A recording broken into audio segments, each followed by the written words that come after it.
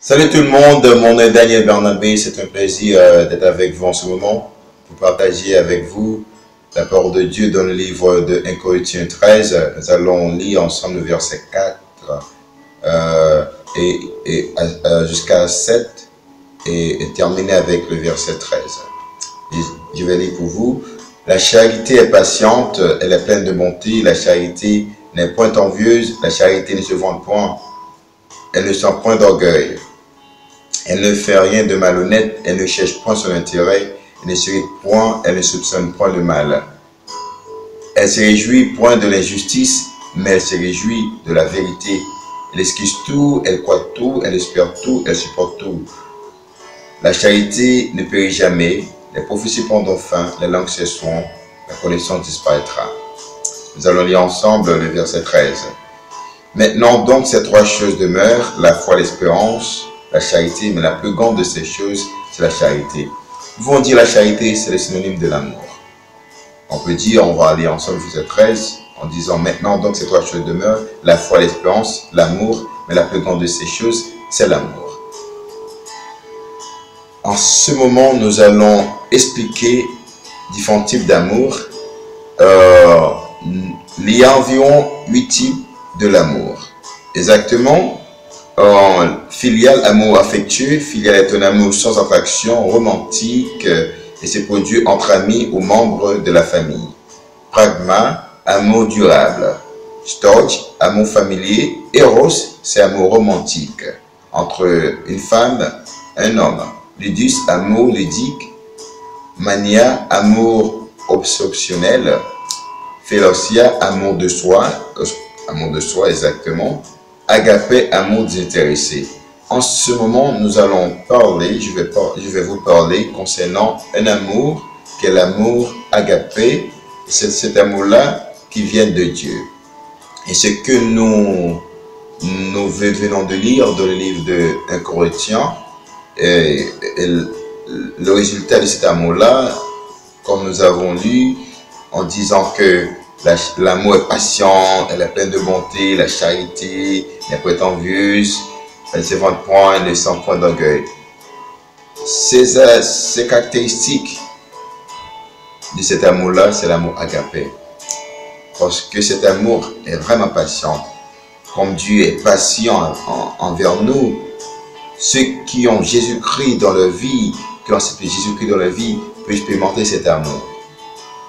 Quand vous lisez la parole de Dieu, l'Esprit de Dieu peut entrer dans votre cœur et vous donner une nouvelle naissance. Dans ce cas-là, vous pouvez aimer comme ça. Parce que c'est seulement Dieu qui peut nous aider à aimer à un tel point. Car l'amour dont nous expérimentons dans ce monde, c'est vraiment différent. Un amour typiquement différent. Mais l'amour dont je suis en train de vous parler en ce moment, c'est l'amour de Dieu. L'amour qui peut faire la différence. L'amour qui peut aimer ses intérêts. L'amour qui peut aimer n'importe qui vous êtes.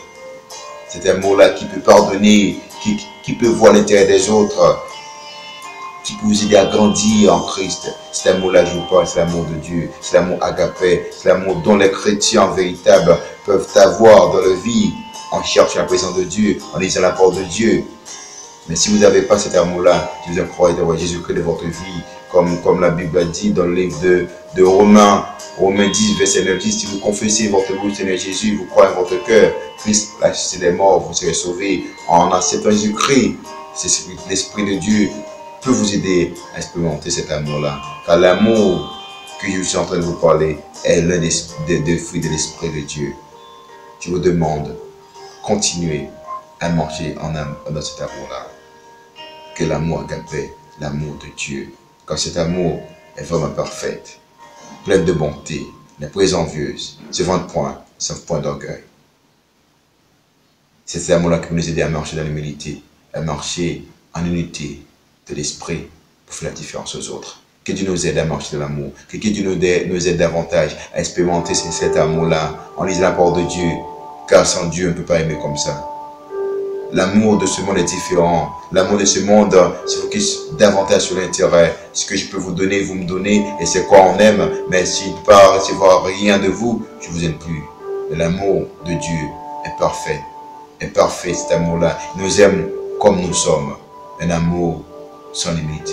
Que Dieu nous aide à aimer comme Dieu nous a aimés, à aimer les autres, comme Dieu nous a dit dans le livre de Jean 15, verset 12, c'est ici mon commandement, aimons-nous les uns les autres. Que Dieu nous aide à continuer à aimer davantage. Que Dieu nous aide à continuer à aimer. Si vous n'avez pas cet amour, Dieu peut vous aider à aimer. Remplacez la haine par l'amour. Quand vous avez Christ de vrai dans votre cœur, que Dieu nous aide à continuer à aimer pour sa gloire. Prions. Seigneur, merci Jésus, tu nous as parlé de continuer à aimer, de continuer à puiser cet amour-là dans ta présence à travers ta parole, Père. Que l'Esprit Saint nous aide à aimer comme Dieu nous a aimés. S'il vous plaît, Seigneur, aide-moi à aimer les autres davantage. Aide-nous à aimer les uns les autres pour la gloire de ton Seigneur. Parce que l'amour est de Dieu. Moi, Jésus-Christ, je te prie, Père. Amen. Bonne journée. Que Dieu nous aide à aimer les uns les autres davantage. Au revoir.